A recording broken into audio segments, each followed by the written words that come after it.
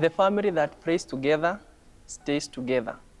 Welcome to today's program, Doctrinal Reflections, with me, Seminarian Edwin Kaburu, from St. Thomas Aquinas, on this Solemnity of the Sacred Heart of Jesus. Our topic of reflection is why focus on the Sacred Heart? Why focus on the heart? So to begin with, borrowing from science, during the development of the body, the heart is the first organ to develop from the embryo. Development of the heart begins the third week of the gestation period, and a complete heart with 4 chambers is developed by the 7th week. So the cardiovascular system is the first organ and the first organ system to develop during organogenesis.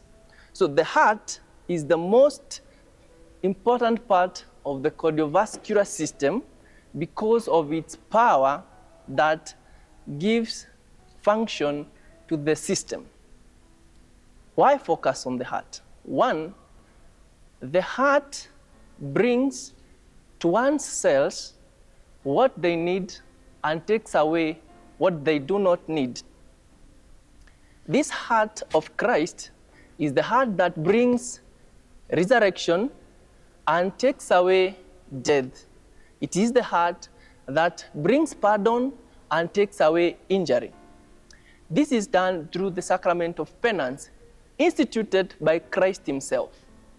Number 2, the heart connects to all parts of the body. It is the organ that through the blood connects to all the parts of the body. So the sacramental heart in the 7th sacrament is baptism, because through baptism we are able to receive all the other sacraments. So by the virtue of baptism, it is the heart that connects us to all the other sacraments. In the body of Christ, that is, the Christian faithful, the laity tends to take the heart of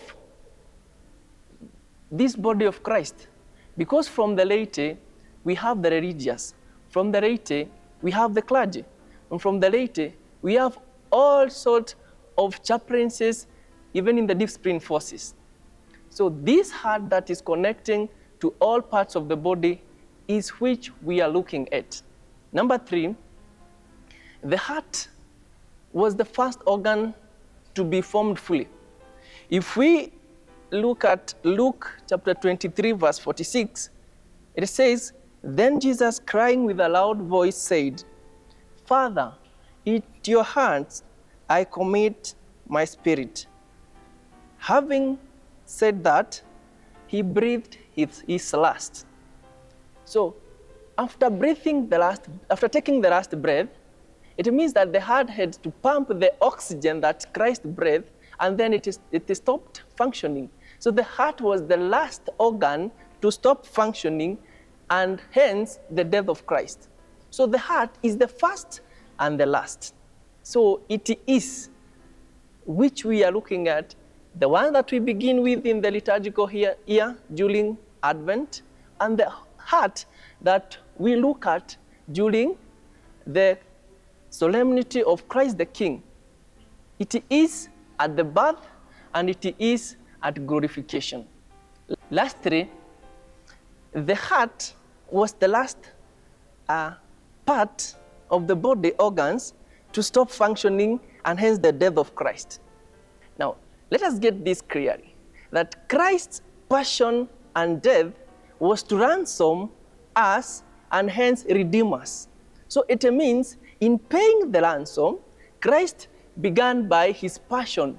So his death is the last part of the ransom.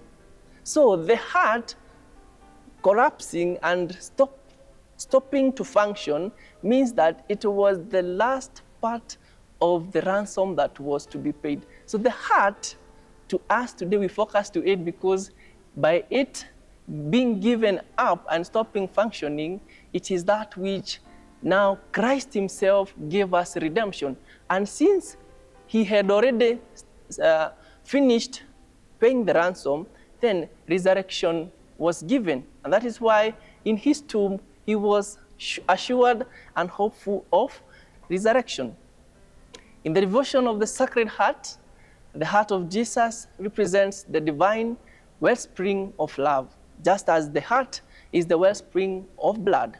It is the source from which flows the abundance of compassion, mercy, and grace. Our world at prayer is a world at peace. Shalom.